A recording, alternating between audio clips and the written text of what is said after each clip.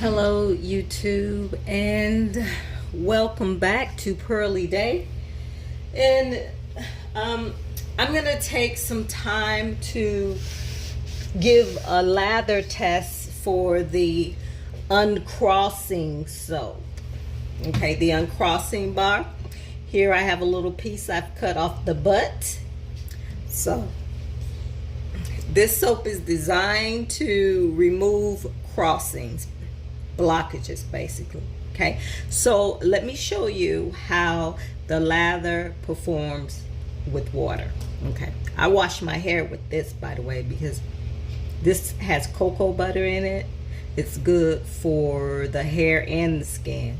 Now the herb and the holy water is used to destroy crossings, evil crossings. Okay, all right, so let's get on with it. Let's see what the lather is like. So I'm gonna lather it up, turn the water off, and hopefully you can see the performance of the soap, because I can't see. I've got the phone bent all the way down toward the sink, so hopefully, look at that, hopefully you can see. This is how the soap performs. Okay, there you go. And you can smell the cocoa butter in here. Nice creamy lather, gentle on the skin. These soaps are equivalent to spiritual washes. So what I'm going to do now is go ahead and rinse it off.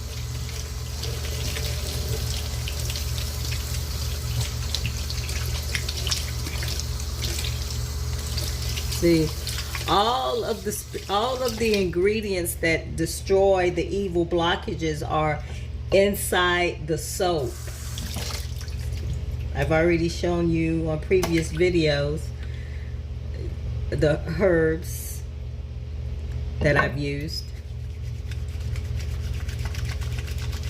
There you go. See, it's not even, ooh, it's nice and soft. I'm not surprised. But the cleanliness is what I like about natural soaps. Okay, see how clean it is?